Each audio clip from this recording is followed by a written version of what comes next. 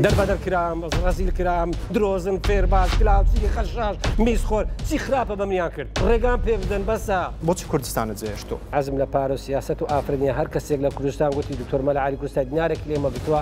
من بەرپرسم سپۆڕی دکتۆر مەلا عەلی کەڵک لە چی کتێبەکەی نیوەی بەس باسی میز دەکات من کە نووسم لە خەودا بەلای دەستە ڕاستی پێغەمبەر ساسات باوەشی من داهینا دەچۆ جیهاد نووسراوە کە 27 ساڵە ئەزمونت لە پزیشکی گیایی هەیە خەڵکی دەدا عسابەکان هەموو لە گروپەیە 72 نەخۆشی ئارەزانی بەس بەلێدانێ چاکە بن دکتۆرانەکەن کە بوونێتە قوتابی تۆ لە دەرەوە پەیمان دەدەم بە مای 6 مانگی هیچ شێرپەنجە لە کوردستان نێرم بە ئیزنی ئەڵڵای لەبەر پرسەکانیان برێم سەرەتانیان هەبوو بەپرسی زۆر گەورەنا من مرۆڤایەتی ڕزگارەکەم 28 ساڵە چ بوو درۆ فێڵ و کلاوە تەوا کۆتایی هات ڕازگۆیی گوتی بڕۆ میزی بدەنێ لەگە شیری چا دەبنەوە هەر هەمیان چابنەوە مەلا عەلی کەڵک ئیستیقلالی دین دەکاتن یەکاکەم نەخۆشخانەکەمە و ڕۆژێ 1000 نەفەر دات ئەدی کرێ ئەدی زەریبەی حکومەتی لە هەر شوێنێک کە چارەسەری بکەی ئاڵایەکی کوردستانت پێ دژی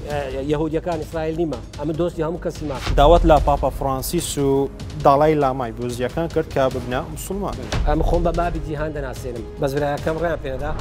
وتیانە بڕی لەوێت مشکلە زۆرە تەقینەوەشوانامە لە بێ گوتم کاکە ئەزە لە دەستخوایە هەتا ئێستا خۆشین ژیانم هەیە خێزانیشمێ و ئافرەتە ئەوروپی و ئەمریکانە حەز دەکەن زەواج مەگە بکەن بزانم جارێکیان خێزانەکەت هەوڵی داوە جەنابەت لە خەودا بخنکی ساحرەکان هێرشیان کە سەمەوتی وعدبی دەتکوژین گوتم دەمکوژن داواشی لێ دەکەم بکشێتەوە چکە دەرنات